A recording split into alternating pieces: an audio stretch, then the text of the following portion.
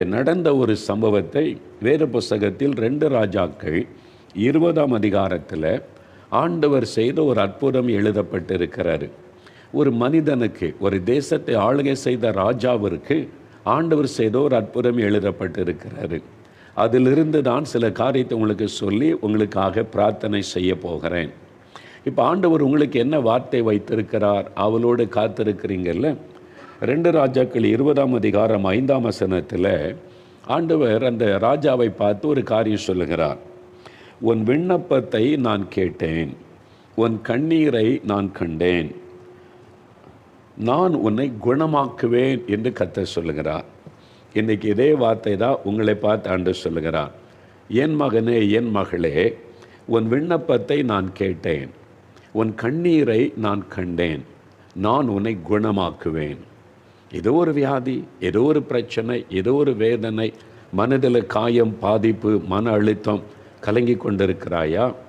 நீ என்னை நோக்கி விண்ணப்பம் பண்ணினால் உன் விண்ணப்பத்தை நான் கேட்பேன். நீ என்னை நோக்கி கண்ணீர் வடித்தால் உன் கண்ணீரை நான் காண்பேன். நான் உன்னை குணமாக்குவேன். நான் உனக்கு விடுதலை தருவேன். நான் உன் துக்கத்தை சந்தோஷமாய் மாற்றுவேன். நான் உனக்கு ஒரு அற்புதம் செய்வேன். நான் உன் நிந்தையை மாற்றுவேன். நான் இன்றைக்கு உன்னுடைய வேதனைகளை மாற்றி அற்புதம் செய்து மகிழ பண்ணுவேன் என்று ஆண்டவர் உங்களை பார்த்து சொல்கிறார். இந்த சம்பவத்தை நீங்கள் வேதத்திலே பார்க்கும் பொழுது, எசேக்கியா என்கிற ஒரு ராஜா இருந்தார்.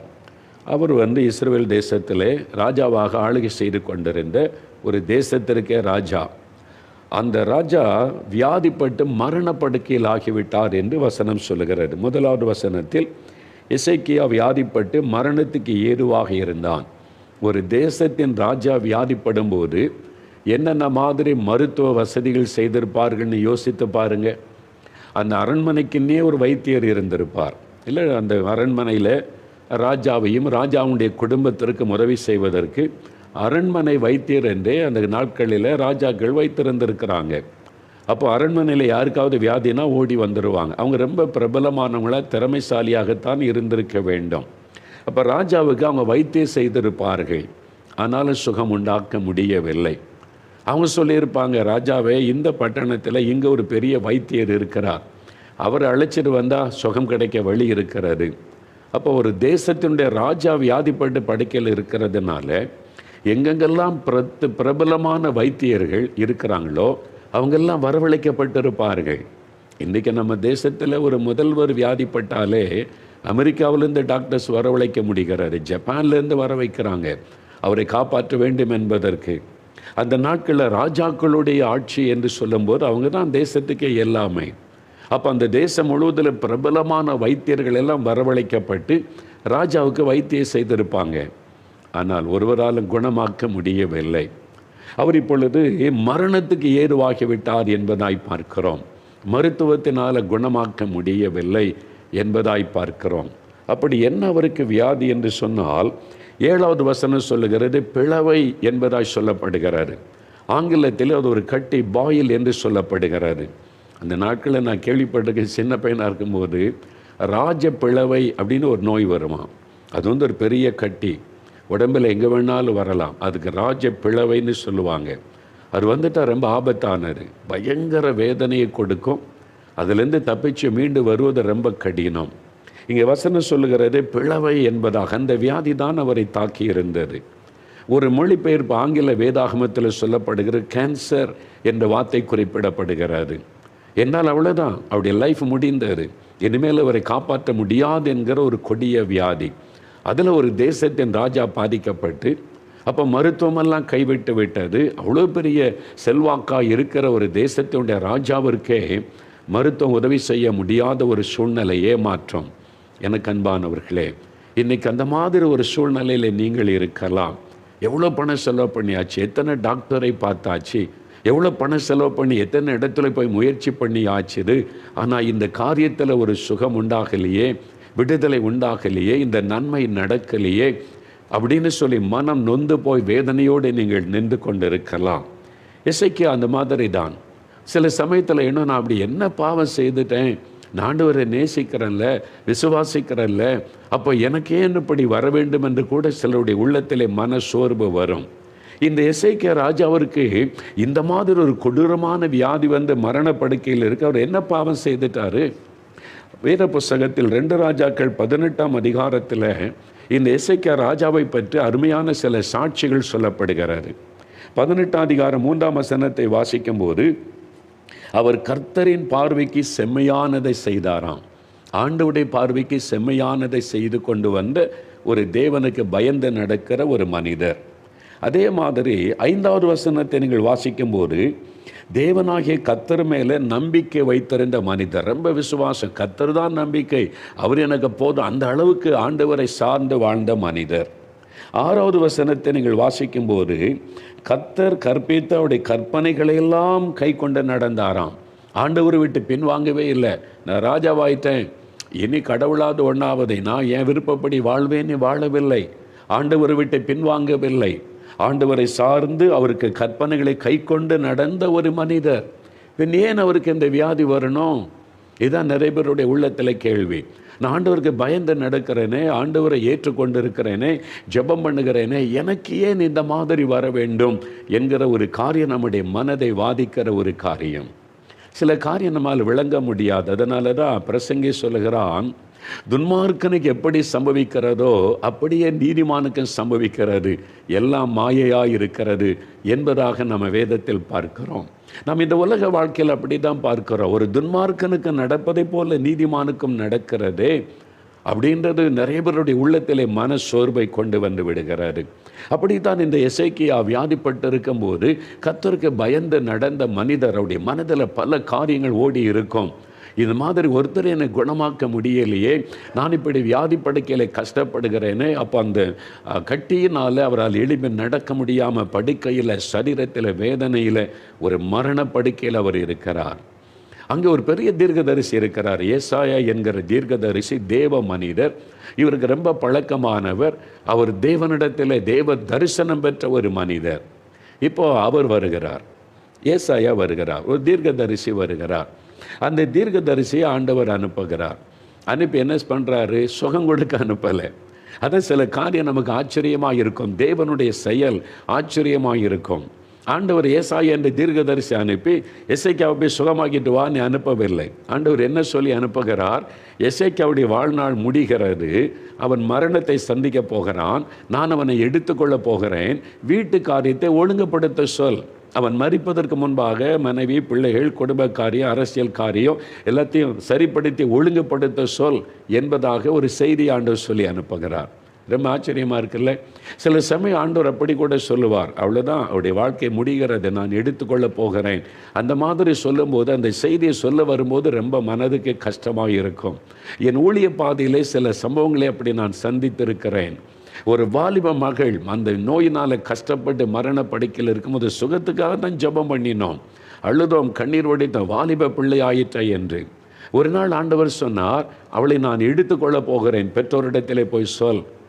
எவ்வளோ கஷ்டம் இல்லை? சுகம் கொடுக்குறேன்னே சொல்லிடலாம் போய், ஆண்டு சுகம் தருவேன்னு சொல்கிறார். நீ எடுத்துக்கொள்ள போகிற சொல்லுன்னா இப்படி எவ்வளோ கஷ்டமான காரியம் இல்லை? ஏசாயாவுக்கு ரொம்ப கஷ்டமாக தான் இருந்திருக்கும்.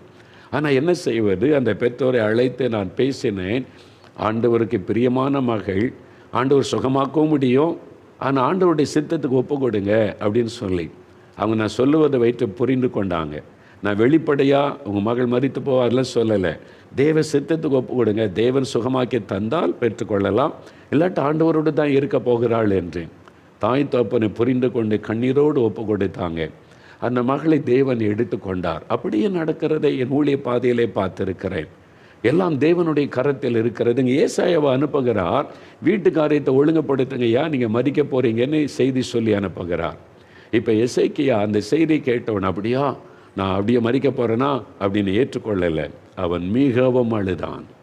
வசனம் சொல்லுகிறது, கர்த்தரை நோக்கி எசேக்கியா மிகவும் அழுதான் என்று 3ஆம் வசனம் சொல்லுகிறது. ஒரு தேசத்தின் ராஜா உடனே சுவர்புறமாய் திரும்பி, ஏனென்றால் அங்கே மந்திரிமார்கள், அவருடைய அஃபீஷியல்ஸ் எல்லாம் நின்றிருப்பாங்க.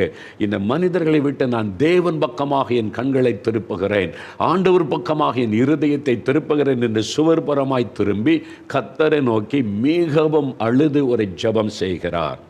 எனக்கு அன்பானவர்களே, அந்த கண்ணீரின் ஜெபம்தான் ஒரு பெரிய மாற்றத்தை கொண்டு வருகிறது. அவர் ஆண்டவரிடத்தில் வடித்த கண்ணீர் ஒரு அற்புதமான மாற்றத்தை கொண்டு வருகிறதை நாம் இந்த பகுதியிலே பார்க்கிறோம். அவர் அழுகிறார், மிகவும் அழுதார். ஒரு தேசத்தின் ராஜா படுக்கையில் அந்த பக்கமாக திரும்பி கர்த்தரை நோக்கி அவர் அழுகிறார்.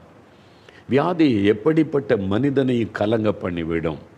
ஒரு சமயம் பாருங்கள், என்னை பார்ப்பதற்கு ஒரு குடும்பத்தார் வந்தார்கள். அவருடைய தகப்பனாரை அழைத்து கொண்டு வந்தார்கள். அவர் உட்கார வைத்து பேசும்போது அவருடைய தகப்பனாருக்காக ஜெபிக்கத்தான் பிள்ளைகள் அழைத்து கொண்டு வந்திருந்தார்கள். ரொம்ப வயதானவரும் அல்ல.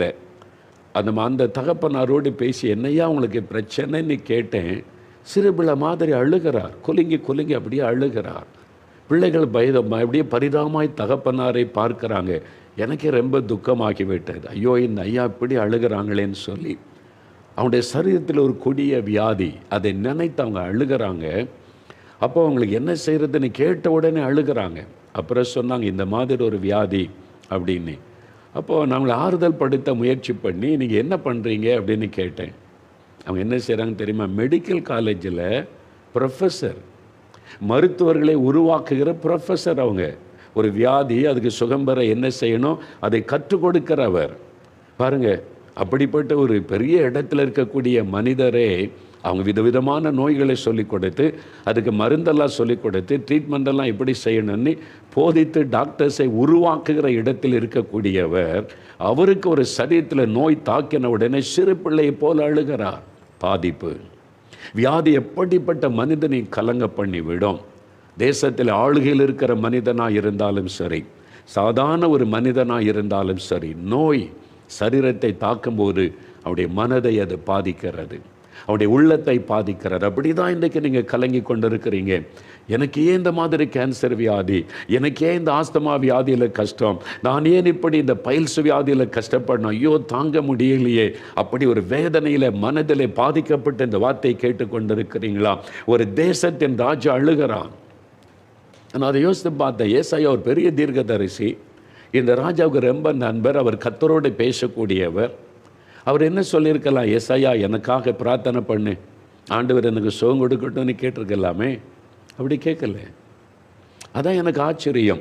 ஏசாயா பெரிய தீர்க்கதரிசி, தேவனை தரிசித்தவர். இயேசு கிறிஸ்துவுடைய பிறப்பை குறித்து, கன்னியை வயிற்றிலே பிறப்பார் என்பதை குறித்து, அவர் மரணத்தை குறித்து, இவர் தான் 600 ஆண்டுகளுக்கு முன்பாக, இயேசு பிறப்பதற்கும் 600 ஆண்டுகளுக்கு முன்பாக தீர்க்க தரிசனமாக எழுதினவர், தேவனை தரிசித்தவர். அப்படிப்பட்ட ஒரு தீர்க்கதரிசி வந்திருக்கிறார். எனக்காக பிரார்த்தனை பண்ணுங்க, எனக்காக ஜெபம் பண்ணுங்க, ஆண்டவர் என்னை குணமாக்கட்டும் என்று எசேக்கியா கேட்கவில்லை. அவரே ஜெபம் பண்ணுகிறார், அவரே ஆண்டவரை நோக்கி அழுகிறார், அவரே ஆண்டவரை நோக்கி அழகான ஒரு விண்ணப்பம் பண்ணுகிறார். அந்த கண்ணீரின் ஜெபத்துக்கு தான் ஆண்டவர் அற்புதமான பதில் கொடுத்து சொல்லுகிறார், உன் விண்ணப்பத்தை நான் கேட்டேன். எசேக்கியாவே, உன் விண்ணப்பத்தை நான் கேட்டேன், உன் கண்ணீரை நான் கண்டேன். நீ அழுகிறாய் என் சமூகத்தில், உன் கண்ணீரை கண்டேன், உன்னை நான் குணமாக்குவேன். ஆண்டவர் இப்போ தான் தீர்க்க தரிசனமாக சொல்லி அனுப்பினார். உன் ஓட்டம் முடிகிறது, வாழ்க்கை முடிகிறது, மரணம் உன்னை சந்திக்க போகிறது, நீ ராஜ்யத்திற்கு வரப்போகிறாய், அவ்வளவுதான் என்று சொல்லுவதற்கு தீர்க்கதரிசி அனுப்பின அதே ஆண்டவர் சொல்லுகிறார், அவனுடைய ஜெபத்தின் நிமித்தமாய் உன் கண்ணீரை நான் கண்டேன் எசேக்கியா, உன் விண்ணப்பத்தை கேட்டேன், நான் உன்னை குணமாக்குவேன் என்று சொல்லுகிறார். பிரியமானவர்கள், இன்றைக்கு அதே ஆண்டவர் அவங்களை பார்த்து சொல்லுகிறார், நான் இன்றைக்கு உன்னை குணமாக்குவேன். செங்கல்பட்டில் இருந்து சென்னைக்கு பக்கத்தில் இருக்கிற செங்கல்பட்டிலேருந்து ஒரு சமயம் ஒரு சகோதரி அவங்க வாழ்க்கையில் நடந்த ஒரு அற்புதத்தை எழுதியிருந்தார்கள். அவங்க இயேசு அறியாத குடும்பத்தை சார்ந்தவர்கள். நம்முடைய டிவி நிகழ்ச்சியை பார்த்து இந்த அற்புதத்தெல்லாம் பார்த்து, இப்படி ஒரு ஆண்டவர் இருக்கிறாரா, இதுவரை தெரியாமல் இருந்தோமேன்னு இயேசுவை ஏற்றுக்கொண்டார்கள். அவங்களுக்கு 12 வயசு ஒரு மகள். 2 பேரும் இயேசுவை ஏற்றுக்கொண்டு இயேசு கிறிஸ்துவிட்ட ஜெபம் செய்வாங்க. அவங்க கணவருக்கு அதெல்லாம் பிடிக்காது. என்ன இது, இந்த மாதிரி நீ மதம் மாறிட்டேன்னா, இது மதம் மாறுறது இல்லைங்க, உண்மையான ஆண்டவரை தெரிந்து கொண்டு எவ்வளோ சந்தோஷமாக இருக்குன்னு, அதெல்லாம் முடியாது அப்படின்னு சொல்லி அவர் அதில் வைராக்கியமாக இருந்தார். திடீரென்ற ஒரு வியாதிப்பட்டு மரணப்படுக்கையில் ஆக்கிவிட்டார். கை கால்கள் செயலற்று விட்டார், மரணப்படுக்கையில் ஆகிவிட்டார். சில மாதமாய் படுக்கையில் இருக்கிறார். டாக்டர்லாம் பார்த்துட்டு அவ்வளோதான் கைவிட்ட ஒரு நிலைமை. அவர் சொல்கிறாங்க, ஒரு பொல்லாத ஆவி, ஒரு பில்லிசூனிய வல்லமை, மந்திர வல்லமையினால் தாக்கப்பட்டு கை கால்கள் செயலற்ற மரணப்படுக்கை. சில மாதமாக இருக்கிறார். ஒரு நாள் திடீரென்று அந்த நோயினுடைய தாக்கம் அதிகமாகி அவ்வளோதான், மரண நிலைமைக்கு வந்துட்டார். இப்போ இறந்துருவார், அவ்வளோதான். அந்த மாதிரி நிலைமையில் அப்படியே மூச்சு இழுக்குது, மரணம் நெருங்குகிறாரு. இந்த தாயும் மகளும் இருக்கிறாங்க, என்ன பண்ணுன்னு தெரில. ஒன்றே ஒன்று அவங்க சொல்லியிருந்தாங்க, ஐயா நீங்கள் நிகழ்ச்சியில் சொல்லுவீங்க, நீங்கள் ஒரு ஆபத்து ஒரு தேவைன்னா ஊழியக்காரனை தேடாதங்க, இயேசுவை தேடுங்க, அவர் உடனே அற்புதம் செய்வார்னு சொன்னதை ஞாபகத்தில் வந்தது. அவங்க சொல்கிறாங்க, நானும் என் 12 வயது மகளும் முழங்கால் படியிட்டோம். எங்களுக்கு ரொம்ப ஜெபிக்கலாம் தெரியாது, எங்களுக்கு தெரிந்த அளவில் இயேசுவே வாங்க, இயேசுவே வாங்க. அந்த மகள் சொல்கிறேன், எங்கள் அப்பாவை தொடுங்க, இயேசுவே வாங்க, எங்கள் அப்பாவை தொடுங்க, எங்கள் அப்பா சாக போகிறாங்களே, மரணப்படுக்கலுக்கான், இயேசுவே எங்கள் அப்பாவை தொடுங்க, சுகமாக்குங்கன்னு அந்த மகள் ஜெபிக்கிறாள். அவ்வளோதான் அவளுக்கு தெரியும். அதுதான் ஜெபம். நீங்கள் உங்களுடைய மனதில் என்ன தோணுகிறதோ உங்களுடைய விடுதலைக்காக தேவைக்காக ஜெபிக்க அது அப்படியே சொல்லுவது தான் ஜெபம். அழகான வார்த்தை போட்டு முன்னுரை சொல்லி அப்படியெல்லாம் ஜெபிக்கணும்னு அவசியம் இல்லை. உங்களுடைய மனதில் என்ன தோணுதோ, இயேசுவே உதவி செய்யுங்க, இயேசுவே வாங்க, எங்கள் அப்பாவை தொடுங்க, சுகமாக்குங்க, இந்த சகோதரி கண்ணீரோடு என் கணவரை தொடுங்கன்னு ஜெபிக்கிறாங்க. அடுத்த நிமிஷம் இயேசு அந்த வீட்டுக்குள்ளே இறங்கினார். இந்த 2 பேருடைய ஜெபம், கண்ணீரின் ஜெபத்தை இயேசு பார்த்த உடன் அந்த வீட்டுக்குள்ளே இறங்கினார். கணவர் ஆண்டவர் இயேசுவை நம்பாதவர். இவன் தான் என்ன நம்பலையே, நான் இவனை ஏன் குணமாக்கணும்னு இயேசு நினைக்கவில்லை. ஐயோ, இந்த மகளும் இந்த சின்ன மகளும் அவருடைய தாயும் என்னை நம்புகிறாங்க, என்னை விசுவாசிக்கிறாங்க, என் நாமத்தை சொல்லி கூப்பிடுகிறார்கள். உடனே இயேசு அந்த வீட்டுக்குள்ளே இறங்கினார். ஆண்டவருடைய வல்லமை இந்த படுக்கையில் இறங்கினது. அடுத்த நிமிஷம் மரண கட்டு மாறினது. உடனே விடுதலை, கை கால்கள் செயல்பட ஆரம்பித்தது. 100க்கு 100 சுகம். அவர் எளிமை உட்கார்ந்துட்டார் படுக்கையில். ஓ, இயேசு வந்தார், என்னை தொட்டுட்டார், குணமாக்கிட்டார். 100க்கு 100 சுகம். சில நிமிட நேரத்திற்குள்ளாக மரண படுக்கை மாறிவிட்டது. எப்படி இது நடந்த? அந்த தாயும் மகளும் கூப்பிட்டாங்க இயேசுவை. அவங்க ஊழியக்காரனை தேடலை. பாருங்க, ஏசாயா என்ற தீர்க்கதரிசிகிட்ட எனக்காக ஜெபம்னு கேட்கவில்லை. அவர் சுவர்புறமாய் திரும்பி அவரே கர்த்தரை நோக்கி விண்ணப்பம் பண்ணினார். இந்த இயேசுவை நோக்கி நான் வேண்டுதல் செய்ய அவர் எங்கேயா இருக்கிறாரு? உங்கள் பக்கத்தில், உங்கள் வீட்டுக்குள்ளே. அவர் தேவன், அவர் கடவுள், வானத்தை பூமியை உண்டாக்கினவர், அவர் பரிசுத்தமுள்ள ஒரு தேவன். இந்த மாம்ச கண்களால் அதை பார்க்க முடியாது, ஆனால் அவருடைய பிரசன்னத்தை உணர முடியும், அவருடைய தொடுதலை உணர முடியும். பாருங்க, அந்த தாயும் மகளும் இயேசுவை வாங்க தொடுங்கன்னு ஜெபித்தோடனே இயேசு வந்தார். அவங்க மாம்ச கண்களால் இயேசுவை பார்க்கல, இயேசுடைய தொடுதலை கணவர் உணர்ந்தார், விடுதலை உணர்ந்தார், கட்டுகள் அறுக்கப்பட்டது, உடனே சுகம் பெற்று எழும்பினார். அதுதான் இன்னைக்கு உங்களுடைய குடும்பத்தில் உங்களுடைய வாழ்க்கையில் நடக்க போகிறது. நீங்கள் அவரை நோக்கி கூப்பிட்டா போதும். அவர் என்ன சொல்லுகிறார்? உன்னுடைய விண்ணப்பத்தை கேட்டேன் எசேக்கியா, உன்னுடைய விண்ணப்பம், உன்னுடைய கண்ணீரை நான் கண்டேன், நான் உன்னை குணமாக்குவேன். அப்படிதான் இந்த இயேசு உங்களை பார்த்து சொல்கிறார்.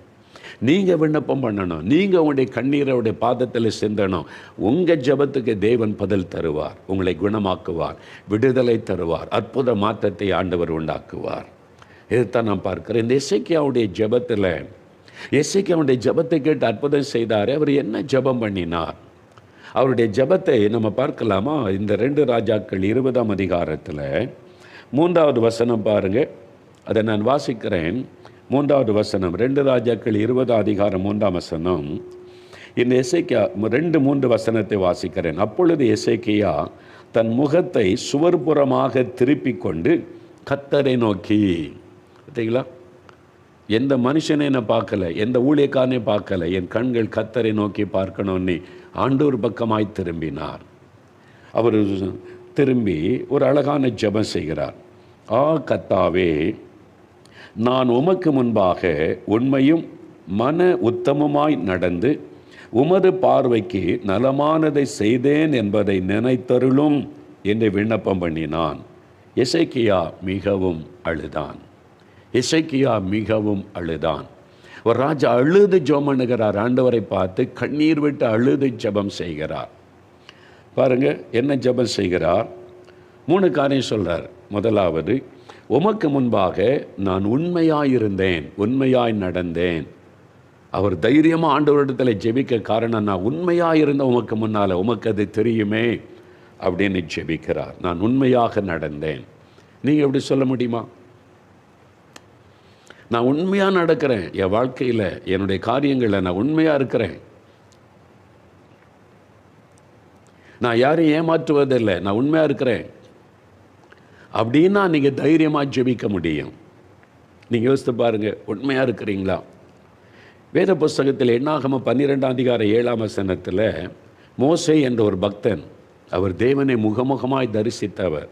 அவரை பற்றி ஆண்டவர் சாட்சி கொடுக்கிறார், என் வீட்டில் எங்கு மோசே உண்மை உள்ளவன், அதனால் என்னுடைய முகத்தை அவனுக்கு காண்பிக்கிறேன், சாயலை அவன் பார்க்கிறான் என்று ஆண்டவர் சொல்கிறார். உண்மை உள்ளவன் ஆண்டவர் சாட்சி கொடுக்கிறார். தானியேல் 6ஆம் அதிகாரம் 4ஆம் வசனத்தில் தானியேல் என்ற ஒரு பக்தனை குறித்து எழுதப்பட்டிருக்கிறது.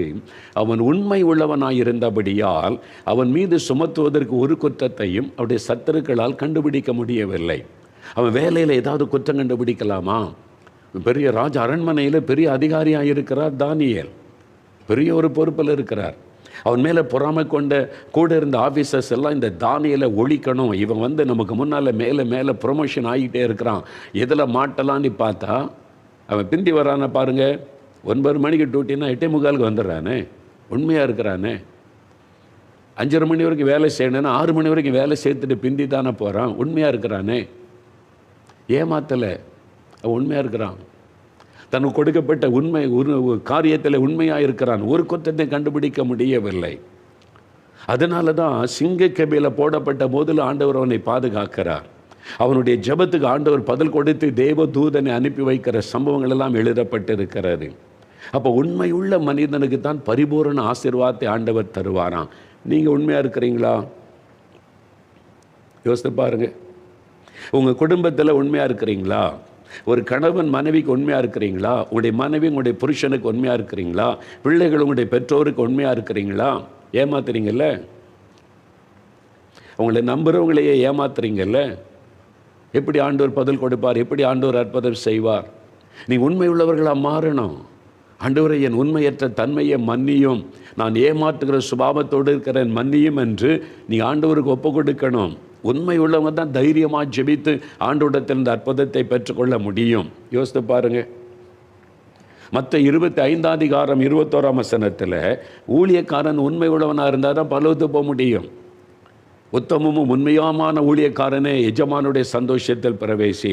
உண்மை இல்லாமல் ஊழிய செய்கிறவருடைய நிலைமை பரிதாபம். அப்போ ஊழியக்காரனாக இருந்தால் கூட உண்மையாக இருக்கணும்னு வேத வசனத்தில் ஆண்டவர் சொல்லி இருக்கிறார். அப்போ நம்முடைய காரியத்தில் நம்ம உண்மையாக இருக்கிறோமா? ஆஃபீஸில் வேலை செய்கிறோம், 8 மணி நேரம் வேலை செய்தானே சம்பளம் தர்றாங்க. சில ஆஃபீஸில் 10 மணி நேரம், சில கடைகளில் 12 மணி நேரம் கூட வேலை செய்ய வேண்டியது இருக்கிறது. அந்த வேலையை உண்மையாக செய்தால் நீங்கள் வாங்குகிற சம்பளம் உங்களுக்கு ஆசீர்வாதமாக இருக்கும். உண்மையாக வேலை செய்கிறீங்களா? நீங்கள் வாங்குகிற சம்பளத்துக்கு ஏற்றபடி. சிலர் நிறைய பேர் கவர்மெண்ட் ஜாப் வேணும், கவர்மெண்ட் ஜாப் வேணும், கவர்மெண்ட் ஜாப், அரசாங்க வேலை வேணும்னு தான் நிறைய பேர் ஜெபிக்க வருவாங்க. அதில் உண்மையாக இருந்து பணி செய்கிறவங்களும் இருக்கிறாங்க. அரசாங்கம் சீக்கிரம் ஏமாத்திடலான்னு சொல்லி பிந்தி வர்றது, முந்தி போயிடுறது, வெறும் கையெழுத்து மட்டும் போட்டுட்டு சொந்த வேலைக்கு போயிடுறது, சம்பளம் மட்டும் வாங்கிடுறது. ஏமாற்றுகிறவர்களுக்கு இயேசு எப்படி அற்புதம் செய்வார்னு நினைக்கிறீங்க? என்னால் இயேசு உண்மை உள்ளவர். அவர் உண்மை உள்ளவர்களுக்கு தான் அற்புதம் செய்ய முடியும். நீங்கள் ஏமாற்றி சம்பளம் வாங்கினால் ஆண்டவர் உங்களுக்கு அற்புதம் செய்ய முடியாது. உங்கள் குடும்பத்தை நீங்கள் ஏமாற்றி கொண்டிருந்தால் அற்புதம் செய்ய முடியாது. நீங்கள் வேலை செய்கிற இடத்துல மற்றவங்களை ஏமாற்றி கொண்டிருந்தால் ஆண்டவர் அற்புதம் செய்ய முடியாது. ஏமாற்றுகிறவர்களுக்கு ஆண்டவர் அற்புதம் செய்ய முடியாது. ஒருவேளை இதுவரை நீங்கள் ஏமாற்றி வாழ்ந்து கொண்டிருந்தால் மனம் திரும்ப வேண்டும். உங்களை நம்பித்தான் ஆஃபீஸில் வேலை கொடுத்துருக்குறாங்க. உங்கள் ஆஃபீஸ்லேருந்து ஒரு பென்சிலை வீட்டுக்கு கொண்டு வந்தால் கூட நீங்கள் ஏமாற்றுகிறவர்கள். உங்களுடைய ஆஃபீஸில் ஒரு பேப்பரை வீட்டுக்கு எடுத்துகிட்டு போனால் கூட நீங்கள் ஏமாற்றுகிறவர்கள். உண்மையாக இருக்கணும். ஒரு குண்டூசியில் கூட உண்மையாக இருக்கணும். இது எனக்குரியதில்லை, இது அலுவலகத்திற்குரியது, இது அரசாங்கத்திற்குரியது, நான் தொடக்கூடாது என்று உண்மை இருந்தால் தான் ஆண்டவர் அற்புதம் செய்வார். இந்த ராஜா சொல்லுகிறார், நான் உண்மையாக இருந்தேன், அதனால் தான் தைரியமாக ஜெபிக்க முடிந்தது. நம்ம உண்மையாக இருக்கிறோமா? அவங்க கொடுக்கப்பட்ட பொறுப்பில் உண்மையாக இருக்கிறோமா? நம்ம கூட பழகுகிற மக்களோடு நம்ம உண்மையாக இருக்கிறோமா? யோசித்து பாருங்கள். எங்கோ தப்பு இருக்குல்ல? அதனால தான் உங்களுடைய ஜெபம் பட மாட்டேங்குது. அதனால தான் அற்புதம் நடக்க மாட்டேன் என்கிறாரு. உண்மையாக இருக்க நீங்கள் ஒப்பு கொடுத்துட்டா உடனே ஆண்டவர் அற்புதம் செய்வார். நான் ஏற்கனவே சொன்ன ஒரு காரியம் திரும்ப ஞாபகப்படுத்துகிறேன். அப்போ தான் சிலருக்கு 2வது முறை சொன்னால் ரொம்ப ஆழமாக பதியும். பாஸ்டர் ஏசன்னானி எனக்கு ஒரு நல்ல ஊழிய நண்பர் இருந்தார். இப்போ அவர் தேவனுடைய ராஜ்யத்தில் இருக்கிறார். நல்ல ஒரு பரிசுத்தவான் தெய்வ மனிதர். ஒரு சம்பவத்தை அவர் சொன்னார். அவருடைய சபையில் இருக்கிற விசுவாசி, அவருடைய மனைவி வியாதிப்பட்டு மரணப்படுக்கையில் ரொம்ப கஷ்டப்பட்டாங்க. பாஸ்டர்கிட்ட வந்து சொன்னாங்க, என் மனைவி வியாதி படுக்கையில் இருக்கிறா, டாக்டர்ஸ் எல்லாம் கூட கை விட்டுட்டாங்க, ரொம்ப படுக்கையில் கஷ்டப்படுகிறாள், நானும் ஜோமணி பார்த்தேன், நாங்களும் ஜெபிக்கிறோம் குடும்பமாக, பாஸ்டர் நீங்கள் வந்து வீட்டில் வந்து ஒரு ஜெபம் பண்ணுங்க என் மனைவிக்கு அப்படின்னு சொன்ன உடனே சரி நான் வரேன்னு சொல்லி பாஸ்டர் போனாங்க அவங்க வீட்டுக்கு.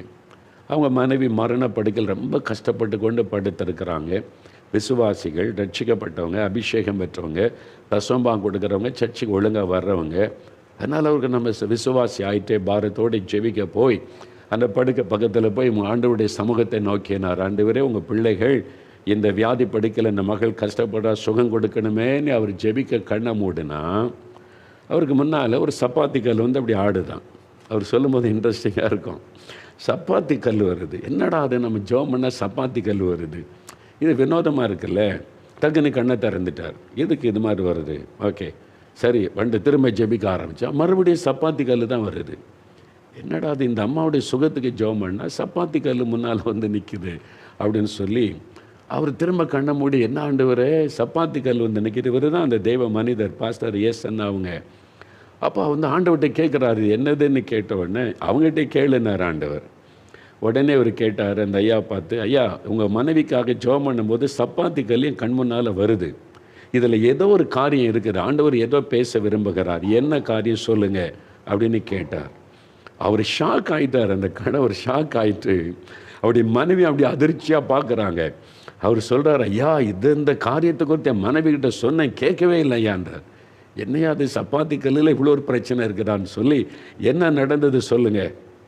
அவர் சொன்னார், அவங்க வந்து டெல்லியில் இருந்தாங்க, வட இந்தியாவில் போய் இந்த வட இந்தியாவில் ஒரு மாநிலத்தில் போய் இருந்து டெல்லிக்கு அங்கே நினைக்கிறேன் தங்கியிருந்து அங்கே வேலை செய்து கொண்டு இருந்தாங்க. அதன் பிறகு ரிட்டையர்ட் ஆன பிறகு தான் சொந்த ஊருக்கு வந்தாங்க. அங்கே வெகு நாள் இருந்தபோது பக்கத்து வீட்டில் நார்த் இந்தியன்ஸ் கூடலாம் நல்ல பழக்கம் வட இந்திய மக்களோட. அப்போ சப்பாத்தி அங்கே அதிகமாக சப்பாத்தி தானே சாப்பிடுவாங்க. இவங்க கல்லெல்லாம் வாங்கி பார்த்து அந்த சப்பாத்தி கல் சரி வரல. அவங்க பக்கத்து வீட்டில் போய் ஒரு கடன் கேட்டாங்க, இது மாதிரி எனக்கு சரியாக வரமாட்டேங்க இந்த கல்லில், நீங்கள் உங்கள் கல்லை கொடுங்கன்னா அவங்க ஒரு கல் கொடுத்தாங்க, சப்பாத்தி கல். அதில் சுட்டால் எண்ணெய் போட வேண்டாம், நல்லா இருக்குது, ஒரு மாதிரி வித்தியாசமாக இருக்குது, இந்த மாதிரி கல் எங்கே கிடைக்குன்னு தெரியல, இவங்க வீட்டில் இருக்குதுன்னு சொல்லி அதை பயன்படுத்திக்கிட்டே இருந்தாங்க. சில வாரம் சில மாதம் பயன்படுத்தி கொண்டே இருந்தாங்க. இப்போது அவங்க திருப்பி கொடுக்கல, கடன் வாங்கினா திருப்பி கொடுக்கணும்ல, நம்பி தானே கொடுத்தாங்க அவங்க. இப்போது அவங்க ரிட்டையர்ட் ஆகி அங்கேருந்து ஊருக்கு திரும்புகிறாங்க, ஆந்திராவில் திரும்பும்போது பேக் பண்ணுவாங்களே ஜாமான்லாம், இந்த அம்மா சப்பாத்திகளையும் பேக் பண்ணுது. மனைவி புருஷன் பார்த்துட்டு சொன்னார், இது அவங்களுக்குள்ளது, பக்கத்து வீட்டுக்கார திருப்பி கொடுக்கணுமே, நம்ம கடனுக்கு தானே வாங்கிட்டு வந்தோம், திருப்பி கொடுக்கணும். சும்மா இருங்க, சில மாதம் ஆச்சு, அவங்களே மறந்துட்டாங்க, எதுக்கு நீங்கள் ஞாபகப்படுத்துகிறீங்க, இந்த மாதிரி கல் கிடைக்கிறது கஷ்டம், இது கொண்டு போயிடலாம். இல்லை அவங்கள்ட்ட சொல்லலாம், நம்ம கேட்டால் கூட தந்துடுவாங்க, இல்லை தரமாட்டாங்க, அதனால் அவங்க மறந்துட்டாங்க, அவங்க வேறு வாங்கி கொள்ளுவாங்க அப்படின்னு சொல்லி இந்த கணவர் சொல்லியிருக்கிறார். கேட்கலை, வேண்டாம் நம்ம வந்து அவங்கள்ட்ட சொல்லிடுவோம், இல்லை திருப்பி கொடுத்துருவோம் அப்படின்னு, வேண்டாம் சொல்லாதங்க அப்படின்னு சொல்லி பேக் பண்ணி கொண்டு வந்துட்டாங்க. இதை பற்றி ஒரு வாக்குவாதமே வந்திருக்கு, கணவர் சொல்ல அந்த அம்மா கேட்கல. இப்போது வியாதிப்பட்டு அவங்க படுக்கையில் இருக்கும்போது ஆண்டவர் எதை கொண்டு வந்து காண்பிக்கிறார், சப்பாத்திகள்லாம் என்னங்க வந்துச்சு, சாதாரணமாக நினைப்போம்ல, அது ஒரு நம்பிக்கை துரோகம். உங்களை நம்பி தான் அந்த கல்லை கொடுத்தாங்க, ஏமாற்றிட்டீங்களே, உங்களை நம்பின ஒரு குடும்பத்தை. அவங்கள்ட்ட போய் கேட்டிருந்தா தந்திருப்பாங்க. அவன்கிட்ட இப்போ இந்த கல் நல்லா இருக்குது, எங்கள் தமிழ்நாட்டில் இந்தியா அங்கே சவுத்தில் கிடைக்காத ஆந்திராவில் நான் கொண்டு போயிட்டோமான்னா கொண்டு போங்கன்னு சொல்லியிருப்பாங்கல்ல. ஆனால் அவங்க ஏமாற்றி அதை மறைச்சி கொண்டு வந்துட்டாங்க, அவங்க நம்பி தானே கொடுத்தாங்க. அப்போ உண்மையிலேயே நம்ம நினைக்கிறோம் இதெல்லாம் உலகத்தில் சாதாரணமாக நினைக்கிறோம் பாவத்தை. அப்படி நினச்சி தான் இந்த தேசம் இன்றைக்கு எங்கே வரைக்கும் போய் நிற்குது தெரியுமா? கோடிக்கணக்காக லஞ்சம் வாங்கினா கூட தப்பில்லைன்ற ஒரு மனநிலைமைக்கு இந்தியா வந்து விட்டது. ஏன்னா இப்படி ஒன்று தள்ளி உண்மை இல்லாமல் நடப்பது, லஞ்சம் வாங்குவது, 5 ஆரம்பித்து 10 ஆரம்பித்து 20 ஆரம்பித்து இன்றைக்கி கோடிக்கணக்காக லஞ்சம் வாங்குற அரசியல்வாதியானாலும் சரி, அதிகாரியானாலும் சரி, அது குறித்த உணர்வே இல்லாமல் மாறிட்டாங்க. ஏன்? உண்மையாக இருக்கிறதை குறித்த சிந்தையே இன்றைக்கு அநேகருக்குள்ள இல்லை, அது திறமை. எல்லாரும் வாங்குறாங்க, அரசியல்வாதி வாங்குறாங்க, ஆடுறவங்க வாங்குறாங்க, நம்மளும் அப்படி தான் பிழைக்க முடியும். இன்றைக்கு அதுதான் இந்த மனநிலைமைக்கு மக்கள் வந்துட்டாங்க. ஆனால் தேவன் கவனித்து கொண்டிருக்கிறார். ஒரு நாள் நீங்கள், அதனால தான் இன்றைக்கி வியாதி, வேதனை, கஷ்டம், இழப்பு, வறுமை, அதில் இன்றைக்கி தேசம் கஷ்டப்பட்டு கொண்டிருக்கிறது. திரள் கூட்ட மக்கள் கஷ்டப்படுகிறாள். காணணும் உண்மையற்ற ஒரு தன்மை, உங்கள் வாழ்க்கை யோசித்து பாருங்கள். ஏன் ஜெபத்துக்கு பதில் வர மாட்டேங்குது?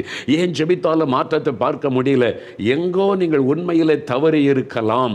ஆண்டவர் இன்னைக்கு உங்களோட பேசுவாரானால் கொடுக்க வேண்டியதை திருப்பி கொடுத்துருங்க. ஒரு சப்பாத்தி கல்லுக்கே தேவன் இப்படி ஒரு நியாய தீர்ப்பை உண்டாக்குவாரானால், அடுத்தவங்க நிலத்தை எடுத்துக்கொள்ளும் போது, அடுத்தவங்களுடைய சொத்தை அபகரித்து கொள்ளும் போது, அடுத்தவங்களுக்கு சொந்தமானதை நீங்கள் அபகரித்து உங்களுடைய அதிகாரத்தை பயன்படுத்தி எடுத்துக்கொள்ளும் போது எவ்வளோ பயங்கரமான பாவம் அது. எல்லாத்தையும் அட்ஜஸ்ட் பண்ணி போகிற ஒரு கடவுள் அல்ல ஆண்டவர்.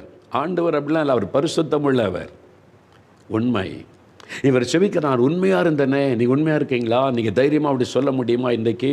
இல்லாட்ட ஆண்டவரே என்னை மன்னிச்சிருங்க, கொடுக்க வேண்டியதை திருப்பி கொடுத்துடணும். ஆஃபீஸ்லேருந்து எடுத்தது ஆஃபீஸில் போய் திருப்பி கொடுத்துடணும். நீங்கள் ஒழுங்காக வேலை செய்யாமல் ஏமாற்றி சம்பளம் வாங்கி கொண்டு இருந்தால் மனம் திரும்பி ஒப்பு கொடுக்கணும். நீங்கள் அங்கே சொல்கிற அந்த கடினமாக உழைச்சி வேலை செய்து சம்பாதிச்சு வர்ற பணம் தான் ஆசீர்வாதமாக இருக்கும். சோம்பேறியாக உட்காந்துட்டு வேலையே செய்யாமல் வெட்டியாக உட்காந்துட்டு சம்பளம் வாங்கினீங்கன்னா நீங்கள் ஏமாற்றி கொண்டு இருக்கிறீங்க அந்த நிறுவனத்தை, அரசாங்கத்தை. உண்மை இல்லை. அப்படிப்பட்டவனுடைய ஜெபத்தை தேவன் எப்படி கேட்டு அற்புதம் செய்ய முடியும்? அதனால் கவனம். ரெண்டாவது அவர் ஒரு காரியம் சொல்கிறார் பாருங்கள் அந்த ஜெபத்தில். கர்த்தாவே, நான் உமக்கு முன்பாக உண்மையும் மன உத்தமமாய் நடக்கிறேன். உத்தமம். ரெண்டாவது சொல்கிறேன், நான் மன உத்தமமாக நடந்தேனே. ஒரு தேவனுக்கு முன்னால் எவ்வளோ தைரியமாக சொல்கிறேன், நான் உண்மையாக நடந்தேன், உத்தமமாய் நடந்தேனே. அதனால தான் ஆண்டவருடைய ஜெபத்துக்கு உடனே பதில் கொடுக்குறான். ஜெபம் கேட்கப்பட்டது எசேக்கியா. அந்த மாதிரி ஒரு ஜெபம் உத்தமமாய். உத்தமம்னா என்ன? ஆதியாகமம் 17 அதிகாரம் 1 வசனத்தில் ஆபிரகாம் என்ற தேவ மனிதனுக்கு ஆண்டவர் தரிசனமாகி, ஆபிரகாமே, நீ எனக்கு முன்பாக நடந்து கொண்டு உத்தமனாயிரு, நான் சர்வ வல்லமுள்ள தேவன், நான் உன்னை ஆசீர்வதிப்பேன், ஆனால் நீ உத்தமனாக நடக்கணும். ஆண்டவர் ஒரு வார்த்தை சொல்ல, எனக்கு முன்பாக நடந்து கொண்டு உத்தமனாயிரு அப்படின்னு சொல்கிறார். அப்படின்னா என்ன அர்த்தம்? பி பிளேம்லெஸ், குற்றம் சாட்டப்படாதவனாயிரு. ஒரு குற்றமற்ற வாழ்க்கை நீ வாழணும். நீ என்னை பின்பற்றுகிறாய், நான் சர்வ வல்லமுள்ள தேவன், அதனால் குற்றமற்ற ஒரு வாழ்க்கை நீ வாழணும். உத்தமனாக இருந்தேன்னா நான் உனக்கு துணை நிற்பேன். எசேக்கியா அப்படி தான் குற்றமற்ற ஒரு வாழ்க்கை வாழ்ந்திருக்கிறார். யாருமே அவரை பார்த்து இவர் அநியாயம் பண்ணுறாரு, இவர் அட்டூழியம் பண்ணுறாரு, இவர் தன்னுடைய இனத்துக்கு சப்போர்ட்டாக நடக்கிறாரு, இவர் இந்த மாதிரி பண்ணுறாருன்னு யாருமே எசேக்கியா மேலே குற்றம் சாட்ட முடியவில்லை. அந்த மாதிரி நடந்த ஒரு தேவ மனிதர். அதனால் தான் தைரியமாய் ஜெபிக்கிறார். உமக்கு முன்னால் நான் உத்தமமாய் நடந்தேனே, அதை நினைத்தருளும். தானியேல் 6 அதிகாரத்தில் நீங்கள் வாசிக்கும் போது 22 வசனத்தில் சிங்கக்கபிலேருந்து தானியேலை வெளியே தூக்குறாங்க. சிங்கங்கள் சேதப்படுத்தவே இல்லை. பசியோடு இருக்கிற சிங்கம் கூட தானியேலை தொட முடியாதபடி கர்த்தர் பாதுகாத்தார். தானியேல் சொல்கிறார், ஏன் கர்த்தர் தூதன் அனுப்பி என்னை பாதுகாத்தார் என்றால், நான் தேவனுக்கு முன்பாய் குற்றமற்றவன், நான் எந்த தப்பும் பண்ணல, தேவன் என்னை கவனிக்கிறார், நான் குற்றமற்றவனாக நான் இருந்தேன், ராஜாவுக்கும் நான் நீதிகேடு செய்தது இல்லை என்று சொல்லுகிறார். தானியேல் 6 அதிகாரம் 4 வசனத்தில் அவன் மீது சுமத்துவதற்கு அவனுடைய சத்துருக்கள் குற்றம் கண்டுபிடிக்க பார்த்தா ஒரு குற்றத்தை கண்டுபிடிக்க முடியவில்லை. இவன் லஞ்சம் வாங்குறானா, ஊழல் பண்ணுறானா, ஏமாத்துறானா, நீ பார்த்தா ஒரு குற்றத்தை கண்டுபிடிக்க முடியல. பெர்ஃபெக்டாக இருக்கிறாயா அந்த ஆள், வேலையில் உண்மையாக இருக்கிறானே, டைமுக்கு வர்றான், டைமுக்கு போகிறான், உண்மையாக இருக்கிறான், கடினமாக உழைக்கிறான், ஏமாற்றவே இல்லை, அவன் ஒரு உத்தமனாக இருக்கிறான். அப்போ தான் ஆண்டவர் அற்புதம் செய்வார். ஒரு குற்றமற்ற ஒரு வாழ்க்கை. நீங்கள் உங்கள் வீட்டுக்குள்ளே, வேலை செய்கிற இடத்துல, நீங்கள் பணி செய்கிற இடத்துல, வசிக்கிற இடத்துல, அந்த ஆள் ஏமாத்துகிற ஆளாச்சே, அந்த ஆள் ரொம்ப கோபம் எரிச்சல் குடிச்சிக்கிட்டே இருப்பான் அந்த ஆள், அந்த பொம்பளை அது சண்டை போட்டுக்கிட்டே எல்லாம் இருக்கும். உங்கள் தெருவில் உள்ளவங்களை கை நீட்டி உங்களை குற்றப்படுத்துகிற அளவு நீங்கள் வாழ்கிறீங்களா? நீங்கள் வேலை செய்கிற இடத்துல மற்றவங்க கை நீட்டி குற்றம் சொல்லுகிற அளவிற்கு உங்களுடைய வாழ்க்கை இருக்கிறதா? ஐயோ, அவர் ரொம்ப நல்ல மனுஷங்க, ரொம்ப அன்பாக இருப்பாருங்க, அவர் இந்த மாதிரி தப்பெல்லாம் பண்ண மாட்டார், பண ஆசைக்கெல்லாம் இடம் கொடுக்க மாட்டார், அவர் வாங்குகிற சம்பளம் உண்டு, அவர் உண்டு, அவ்வளோதான் அப்படின்னு உங்களை குறித்து உங்கள் தெருவில், உங்கள் கிராமத்தில், உங்கள் பட்டணத்தில் சாட்சி கொடுக்க ஒரு வாழ்க்கை வாழ்கிறீங்களா? அந்த ஊழியக்காரனார் ரொம்ப நல்லவருங்க, கர்த்தருக்கு பயந்து ஆண்டவருக்கு பிரியமாக தான் செய்வார். அந்த மாதிரி நம்ம குற்றமில்லாத ஒரு ஊழியம் செய்கிறோமா? யோசித்து பாருங்கள். அந்த குற்றமற்ற ஒரு கபடற்ற ஒரு இருதயம், ஒரு உத்தமமான இருதயம், அவங்க ஜெபிச்சா உடனே ஆண்டவர் அற்புதம் செய்திருவாராம். சென்னையில் ஒரு டாக்டர் அவங்க ஒரு அனுபவத்தை எனக்கு எழுதியிருந்தாங்க. அவர் சர்ஜன், ஆப்ரேஷன் செய்வாங்கள, அது மாதிரி பிரபலமான ஒரு டாக்டர். அவங்களுக்கு ஒரு விபத்து ஏற்பட்டு விட்டார். விபத்தில் காலில் அடிபட்டு பல பாதிப்புகள் எல்லாம் சரியானாலும் காலில் ஒரு புண், அந்த அடிப்பட்டனால் உண்டான புண் சில மாதமாய் பாதித்து கொண்டிருந்தது. அதனால் நொண்டி நொண்டி தான் நடக்க முடியும். அவரே பெரிய டாக்டர், சர்ஜன்னா. அப்போ அவருக்கு எவ்வளோ பழகின டாக்டர்ஸ் இருப்பாங்கல்ல. அதனால அது குறித்து ஸ்பெஷலிஸ்ட் அவருடைய நண்பர்கிட்டெல்லாம் பேசினார். என்ன போல இந்த புண்ணு ஆறவே மாட்டேங்குது, சில மாதமாய் தொடருது, காலையில் ஊந்தி சரியாக நடக்க முடியல, நொண்டி நொண்டி தான் நடக்கிறேன். அதனால பல டாக்டர் அவருடைய நண்பர்கிட்டெல்லாம் பிரயாசப்பட்டு அந்த ட்ரீட்மெண்ட்லாம் செய்து பார்த்தாங்க. புண்ணு ஆறலை, அவ்வளோதான். புண்ணு ஆறலை, நொண்டி நொண்டி நடக்கிறாங்க, கஷ்டம். ஒரு நாள் இந்த ஜெபிக்கலாம் வாங்க நிகழ்ச்சியை பார்த்துக்கிட்டே இருந்தாங்களா. அப்போ நீங்கள் ஜெபம் பண்ணால் ஏசு அற்புதம் செய்வார் அப்படின்னு சொல்லும்போது, சிறு பிள்ளைகள் ஜெபித்தாலும் ஏசு அந்த ஜெபத்தை கேட்டு அற்புதம் செய்வார், அந்த வார்த்தையை அவருடைய உள்ளத்தை தொட்டார். அப்போ 5 வயசு பேத்தி இருந்தாலும், அவங்களுக்கு 5 வயசு குட்டி பிள்ளை பேத்தி. யோசித்து பாருங்களேன், 5 வயசுனா எவ்வளோ குட்டியான ஒரு பிள்ளை. அதுவும் பிரசங்கத்தை கேட்டுக்கிட்டே இருக்குது டிவிக்கு முன்னால். நீங்கள் ஜெபிங்க, ஏசப்பா அற்புதம் செய்வாங்கன்னொடனே அவங்க சொன்னாங்க, பேத்தியம்மா நீ வந்து தாத்தாவுக்காக ஜெபம் பண்ணு, இந்த காலில் இருக்கிற பொண்ணு சில மாதமாக என்னை பாதிக்கிட்டு போகவே மாட்டேங்குது, என்னால் சரியாக நடக்கக்கூட முடியல, நீ வந்து ஜெபம் பண்ணுன்னு சொன்ன உடனே அந்த 5 வயசு சின்ன குட்டி பாப்பா போய் கை வச்சு தாத்தாவுக்கு ஜெபம் பண்ணுது. ஏசப்பா எங்கள் தாத்தாவுக்கு சுகம் கொடுங்க, இந்த புண் மறையட்டும். அவ்வளோதான், உடனே மறைஞ்சிட்டு சுகம், அற்புதமான சுகம். 5 வயசு குட்டி பிள்ளை ஜெபம் பண்ணி அற்புத சுகம். உடனே எப்படி நடந்திருக்குன்னு நினைக்கிறீங்க? யோசித்து பாருங்கள். அந்த 5 வயசு குழந்தை கூட இருதயம் எப்படி இருக்கும்? கபடு இருக்காது, சூதுவாது இருக்காது. அது வந்து குற்றமற்ற ஒரு இருதயம். அதனால தான் அந்த ஜெபம் வல்லமை உள்ளது. அதனால தான் சிறு பிள்ளைகள் ஜெபிக்கும் போது இன்றைக்கி பலத்த அற்புதம் நடக்க காரணம் என்ன? அந்த பிள்ளைகளுக்குள்ளே பாவம் கிடையாது, அந்த பிள்ளைகளுக்குள்ளே சூதுவாது கிடையாது, அந்த பிள்ளைகளுக்குள்ளே ஏமாற்றுகிற சுபாவம் இருக்காது. அந்த பிள்ளைகளுடைய இருதயம் உண்மையும் உத்தமமான ஒரு இருதயம். அதனால தான் அந்த ஜெபத்துக்கு அவ்வளோ பெரிய வல்லமை இருக்கிற. இன்றைக்கு உங்கள் வீட்டில் இருக்க சின்ன குழந்தைகளை கூப்பிட்டு விசுவாசத்தோடு நீ ஜெபம் பண்ணி எனக்கு அற்புதம் நடக்குன்னு சொல்லி பாருங்கள். பிள்ளைகள் ஜெபிக்கும் போது உடனே அற்புதம் நடக்கிறாரு. ஏன்னா அந்த பிள்ளைகளுக்கு கபடு கிடையாது, சூதுவாது கிடையாது, யாரையாவது ஏமாற்றணும் அது மாதிரி காரியமெல்லாம் அந்த பிள்ளைகளுடைய குணத்தில் இல்லை. நமக்குள்ளே தான் அதெல்லாம் வருகிறது. வளர வளர அந்த பாவ குணம் அதை விட்டு நம்ம மனம் திரும்ப வேண்டும் என்று ஆண்டவர் விரும்புகிறார். இன்றைக்கு உங்களுடைய உள்ளத்தை யோசித்து பாருங்கள். உண்மையாக இருக்கிறீங்களா? உத்தமமாக இருக்கிறீங்களான்னு யோசித்து பாருங்கள். குற்றமற்ற ஒரு வாழ்க்கை வாழ்கிறீங்களான்னு யோசித்து பாருங்கள். இன்றைக்கு எல்லாம் விட்டு ஆண்டு விட்டு ஒப்பு கொடுங்க. ஆண்டவரே, நான் உண்மையும் உத்தமமான ஒரு வாழ்க்கை வாழ என்னை ஒப்பு கொடுக்குறேன். உங்களை ஒப்பு கொடுத்துட்டு நீங்கள் ஜெபிங்க, உடனே சுகம் கிடைக்கும், உடனே அற்புதம் நடக்கும், உடனே விடுதலை உண்டாகும். நம்ம இதெல்லாம் பார்க்காம ஒன்லி ஆண்டவர் அற்புதம் செய்யணும் அற்புதம் செய்யணும் அது மட்டும்தான் பார்க்குறோம். ஏன் அற்புதம் நடக்க மாட்டேங்குது? ஏன் சிலருக்கு அற்புதம் நடக்குது, சிலருக்கு நடக்க மாட்டேன் என்கிறது? நீங்கள் ஜெபிக்கிறவங்களுடைய இருதயத்தை ஆண்டவர் நோக்கி பார்க்கிறார். ஜெபிக்கிறவனுடைய இருதயம் எப்படி இருக்கிறது, அவருடைய வாழ்க்கை எப்படி இருக்கிறது பார்த்து ஆண்டவர் அற்புதம் செய்கிறார். அப்போ பாவிகளுக்கு ஆண்டவர் செவி கொடுக்க மாட்டாரா? பாவிகளுடைய ஜெபத்துக்கு எப்போ பதில் கொடுப்பார் தெரியுமா? ஆண்டவரே, பாவியாக என் மீது இரக்கமாகிறோம், என் பாவத்தை மன்னியும். மனம் திரும்பி ஜெபிக்கும் போது அந்த ஜெபத்துக்கு பதில் கொடுப்பார். அதன் பிறகு நீங்கள் சுகத்துக்காக, விடுதலைக்காக, ஆசீர்வாதத்துக்காக ஜெபிக்கும் போது அங்கே அற்புதம் நடக்கும். இந்த பக்கம் பாவத்தை வைத்து கொண்டு, இந்த பக்கம் அநியாயம் செய்து கொண்டு, இந்த பக்கம் எனக்கு சுகம் கொடுங்க, கேன்சரை மாற்றுங்க, எனக்கு அற்புதம் செய்யுங்கன்னா ஆண்டவர் எப்படி பதில் கொடுக்க முடியும்? முதலாவது பாவத்தை விட்டு மனம் திரும்பணும். இங்கே எசேக்கியா ஜெபிக்கும் போது நான் உத்தமமாய் நடந்தேன், உண்மையாய் நடந்தேன், தைரியம் ஆண்டவர்கிட்ட சொல்லுகிறார். நீங்கள் கை வைத்து சொல்ல முடியுமா? ஆண்டவரே, நான் உண்மையாக நடக்கிறேன், உத்தமமாய் நடக்கிறேன், வாழ்க்கையில் ஒரு குறையும் குற்றமும் இல்லை, அந்த மாதிரி ஒரு வாழ்க்கைக்கு என்னை ஒப்பு கொடுத்து நான் வாழ்கிறேன், என்னால் முடிந்த அளவிற்கு நான் பரிசுத்தமாய் அல்ல உத்தமமாய் உண்மையாக இருக்க என்னை ஒப்பு கொடுக்கிறேன்னு நீங்கள் கை வைத்து சொல்ல முடியுமா? அப்போ உங்களுடைய ஜெபத்துக்கு உடனே பதில் வரும். இன்றைக்கு ஒப்பு கொடுங்க. மூன்றாவது ஒரு காரியம் சொல்றார் பாருங்க. அதே 2 ராஜாக்கள் 20ஆம் அதிகாரத்தில் 3ஆம் வசனத்தில், உமது பார்வைக்கு நலமானதை செய்தேன் என்பதை நினைத்தருளும். ஆண்டவர்கிட்ட ஜெபிக்கும் போது நான் உண்மையாக இருந்தேன், உத்தமமாய் நடந்தேன், உமது பார்வைக்கு நலமானதை செய்தேன் என்பதை நினைத்தருளும். தேவன் நம்மை கவனித்து கொண்டிருக்கிறார், தேவன் நம்மை பார்த்து கொண்டிருக்கிறார். நிறைய பேர் அதை குறித்து சிந்திப்பதே இல்லை. என்னை தேவன் கவனிக்கிறார், என்னை பார்க்கிறார், என் இருதயத்தை அறிந்திருக்கிறார் என்பதை நீங்கள் உணர்ந்து கொள்ள வேண்டும். உமது பார்வைக்கு நலமானதை நான் செய்தேன். மனிதனுடைய பார்வைக்கு நலமாய் தோன்றுகிற அநேக காரியம் தேவனுடைய பார்வைக்கு பொல்லாப்பாக இருக்கும். நீங்கள் மனிதர்களுக்கு நல்லவராக இருக்கலாம், உங்களை உண்டாக்கின தேவனுக்கு நீங்கள் எப்படி இருக்கிறீங்க? உங்களுக்கு நீங்கள் செய்கிறது கரெக்டாக தெரியலாம், தேவனுடைய பார்வையில் அது எப்படி இருக்கிறதுன்னு யோசித்து பாருங்க.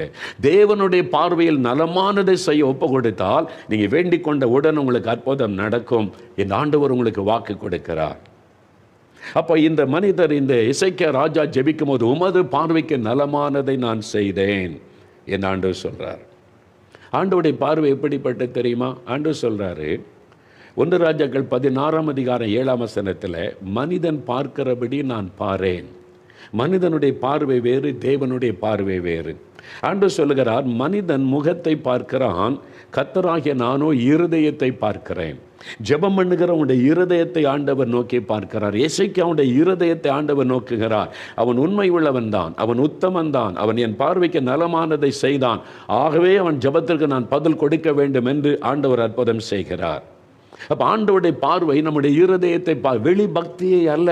நிறைய பேர் வெளியில் ரொம்ப பக்தி பழமாக இருப்பாங்க, ஆனால் பண்ணுற அநியாயம், அக்கிரமம், அட்டூழியம், மக்களுக்கு செய்கிற தீமை, இதெல்லாம் நம்ம பார்க்கிறோம் இன்றைக்கு உலகத்தில். இந்த வெளி பக்தி அல்ல, உன்னுடைய இருதயம் எப்படி இருக்கிறது என்று ஆண்டவர் பார்க்கிறார். மனுஷனுடைய இருதயம் எப்படி இருக்குன்னு நமக்கே தெரியாது, நம்முடைய இருதயம் எப்படி இருக்குன்னு. ஆனால் இயேசுவுக்கு தெரியும். இயேசு என்ன சொல்ல தெரியுமா? ஒரு வசனம் பாருங்க, மார்க் எழுதின சுவிசேஷம் 7ஆம் அதிகாரம் 21 சில வசனம் நான் வாசிக்கிறேன் பாருங்க. இயேசு கிறிஸ்து சொல்லுகிறார், மனுஷனுடைய இருதயத்திற்குள்ளிருந்து பொல்லாத சிந்தனைகளும், விபச்சாரங்களும், வேசித்தனங்களும், கொலை பாதகங்களும், களவுகளும், பொருளாசைகளும், துஷ்டத்தனங்களும், கபடும், காமவிகாரமும், வன்கண்ணும், தூஷணமும், பெருமையும், மதிகேடும் புறப்பட்டு வரும். பொல்லாங்கானவைகளாகிய இவைகளெல்லாம் உள்ளத்திலிருந்து புறப்பட்டு மனுஷனை தீட்டுப்படுத்தும். ஆண்டவர் சொல்றார், மனிதனை தீட்டுப்படுத்துகிற காரியம் எங்கே? அவனுடைய உள்ளத்திலிருந்து புறப்படுது. பெருமை, பொறாமை, எரிச்சல், கோபம், வைராக்கியம், சண்டை, பகைகள் எல்லாம் இந்த இருதயத்திலேருந்து புறப்பட்டு வருது. உங்கள் இருதயத்துக்குள்ளே அதெல்லாம் இருக்குது தெரியுமா உங்களுக்கு? அவங்களுடைய இருதயத்திலேருந்து தான் எல்லாம் புறப்பட்டு வருகிறது. அப்போ அந்த இருதயத்தை ஆண்டவர் நோக்கி பார்க்கிறார். நீ ஜெபிக்க வந்திருக்கிற, அற்புதத்தை கேட்கிற, சுகம் வேணும்னு கேட்கிற, விடுதலை வேணும்னு கேட்கிற, ஆசீர்வாதம் வேணும்னு கேட்கிற, உன் இருதயம் சரியில்லையே, உன் இருதயத்துக்குள்ள பொறாமை இருக்கிற, பெருமை இருக்கிற, எரிச்சல் இருக்கிற, கோபம் இருக்கிற, வஞ்சகம் இருக்கிற, உன் இருதயத்துக்குள்ள இந்த பாவெல்லாம் வைத்துக்கொண்டு நீ என்கிட்ட வேண்டுதல் செய்யும் போது நான் எப்படி உனக்கு பதில் கொடுக்க முடியும்? இருதயம் அப்படித்தான் இருக்கு. மனுஷனுடைய இருதயம் பண ஆசை, ஏமாற்றுகிற சுபாவம், வஞ்சிக்கிற சுபாவம், யார் எப்படி போனா என்ன, நான் மட்டும் வாழ்ந்திருக்கணுன்ற எண்ணம், இதெல்லாம் அந்த இருதயத்திலிருந்து புறப்படுகிறாரு. அப்போ இருதயம் பரிசுத்தமாக இருக்கணுமா? இந்த இருதயத்தை சுத்தம் பண்ண என்ன பண்ணுறது? சட்டை அழுக்காச்சுன்னா அதுக்கு நிறைய சோப்பெல்லாம் இருக்குது, அதை போட்டு க்ளீன் பண்ணி சுத்தம் பண்ணிடலாம். இப்போ வீடு க்ளீன் பண்ண கூட நிறைய லிக்விட்லாம் வந்துட்டு, அதை போட்டு க்ளீன் பண்ணுங்க, கிருமியெல்லாம் அழிச்சிருன்றாங்க, நிறைய விளம்பரம் பண்ணுறாங்க. எங்கேயாவது விளம்பரம் பார்த்துருக்கீங்களா? இருதயத்தை சுத்தம் பண்ணுறதுக்கு ஒரு லிக்விட் கண்டுபிடிச்சிருக்கிறோன்னு சொல்லி, இது உள்ளே போனால் இருதயம் க்ளீன் ஆயிரும் அப்படின்னு சொல்லக்கூடிய ஏதாவது இருக்குதா? மனுஷனுடைய இருதயத்தில் தானே எல்லா பாவமும் புறப்பட்டு வந்து எல்லா தீமை, சாபம் எல்லாம் மனிதனுக்கு உண்டாகுது. இந்த இருதயத்தை சுத்தம் பண்ண என்ன இருக்கிறது? ஒன்று இருக்கிறது, இயேசு கிறிஸ்துவின் ரத்தம் சகல பாவங்களை நீக்க நம்மை சுத்திகரிக்கும். இயேசு கிறிஸ்துவின் ரத்தம் நம்முடைய இருதயத்தை கழுவி சுத்திகரித்து பரிசுத்தமுள்ள இருதயமாய் மாற்றிவிடும். அதுக்கு தான் இயேசு சிலுவையிலே மரிக்க தன்னை ஒப்பு கொடுத்தார். அவருடைய ரத்தம் சிந்தப்படுவதற்கு கைகளை ஆணியடிக்க, கால்களை ஆணியடிக்க ஒப்பு கொடுத்து அவருடைய சரீரம் முழுவதும் ரத்தம் வடிய வடிய சிலுவையிலே தொங்கினார். கடைசி சொட்ட ரத்தம் வரைக்கும் சிந்தினார். இயேசு குற்றமற்ற ஒரு வாழ்க்கை வாழ்ந்து, பரிசுத்தமுள்ள ஒரு வாழ்க்கை வாழ்ந்து, அவருடைய ரத்தம் பரிசுத்தமுள்ள ரத்தம், குற்றமற்ற ரத்தம், விலையேறப்பட்ட ரத்தம். அந்த ரத்தத்திற்கு ஒரு வல்லமை உண்டு. அதுதான் பாவத்திற்கு பரிகாரத்தை கொண்டு வருகிற ரத்தம், இயேசுவின் ரத்தம். சாபத்திற்கு பரிகாரத்தை கொண்டு வருகிற ரத்தம், இயேசுடைய ரத்தம். ஒரு மனிதன் அதை விசுவாசித்து இயேசுவின் சிலுவையண்டை வந்து, இயேசுவே என் பாவத்தை சிலுவையில் சுமந்தீங்க, எனக்கு பாவ மன்னிப்பை கொடுக்க முடிய ரத்தத்தை சிந்தினீங்க, என் இருதயம் பாவத்தினால் நிறைந்திருக்கிறது, உடைய ரத்தத்தினாலே இருதயத்தை கழுவுங்கன்னு ஒப்பு கொடுக்கும் போது ஒரு அற்புதம் நடக்கிறது. கண்ணுக்கு தெரியாத ஒரு அற்புதம். நம்முடைய இருதயம் இயேசுவின் ரத்தத்தினால் கழுவப்பட்டு சுத்திகரிக்கப்படுகிறது. அப்போ இருதயம் சுத்தமான உடனே, ஆண்டவரே எனக்கு இந்த அற்புதம் செய்யுங்க, என்னை சுகமாக்குங்க நீ செபிக்கும் போது ஆண்டவர் சொல்லுவார், உன் விண்ணப்பத்தை கேட்டேன், உன் கண்ணீரை கண்டேன், என்று ஆண்டவர் சொல்லுவார். அப்போ அற்புதம் நடக்கும். அதனால்தான் இன்றைக்கு நீங்கள் ஏதோ ஒரு தேவை, ஒரு அற்புதம் உங்களுக்கு அவசியம் இல்லை. கேன்சர் மறையணும், ஆஸ்துமா விலகணும், உங்கள் குடும்பத்தில் பிள்ளைகள் சுகமாகணும், குடும்பத்தில் இருக்கிற போராட்டம் மாறணும், உங்களுடைய குடும்பத்தில் நிந்தை நீங்கணும். ஒரு அற்புதம் நடந்தால் தான் இந்த ஆபத்தில் வெளியே வர முடியும். உங்களுக்கு ஒரு அற்புதம் தேவை. கடன் பிரச்சனை விடுதலை வேணும், அவமான நிந்தை மாறணும், இந்த இக்கட்டிலிருந்து விடுதலை வேணும், ஒரு அற்புதம் நடக்கணும். ஏசு அற்புதம் செய்ய ஆயத்தம். ஆனால் நீங்கள் பெற்றுக்கொள்ள ஆயத்தமா? ஆண்டவர் எல்லாருக்கும் அற்புதம் செய்ய முடியாது. குடிகாரனுக்கும் துன்மார்க்கத்தும் அசுத்தத்தில் வாழ்கிற மனிதனுக்கும் அவர் அற்புதம் செய்ய முடியாது. அதே சமயத்தில் அவன் மனம் திரும்பினால் ஆண்டவர் அற்புதம் செய்வார். ஆண்டவரே, என் பாவத்தை மன்னிங்க, நான் துன்மார்க்க, நான் இந்த பாவத்துக்கு இடம் கொடுத்துட்டு என்னை மன்னிச்சு எனக்கு ஒரு அற்புதம் செய்யுங்க. நான் உடனே ஆண்டவர் இறங்குவார். அவர் பாவத்தை மன்னிக்கிறவரும் சுகமாக்குகிற தேவனுமாய் இருக்கிறார். எந்த பாவியையும் புறம்பே தள்ள மாட்டார். நீ பாவி என்கிட்ட வராதன்னெலாம் சொல்ல மாட்டார். ஆண்டவரே, நான் பாவம் செய்துட்டேன், என்கிட்ட உண்மை இல்லை, உத்தமம் இல்லை, என் இருதயம் இந்த பாவத்தில் நிறைஞ்சிருக்கு, எனக்கு இந்த பாவத்தை மன்னிச்சு விடுதலை கொடுங்க, நீ மனம் திரும்பி வந்தால் உடனே அவர் அணைத்து கொள்ளுவார். புறம்பே தள்ள மாட்டார். அவர் பாவத்தை மன்னித்து அற்புதம் செய்கிற ஆண்டவர். இன்றைக்கு உங்களுக்கு ஒரு அற்புதம் தேவை. நீங்கள் ஆண்டவரிடத்தில் ஒப்பு கொடுக்கும் ஒரு மன்னித்து அற்புதம் செய்வார்.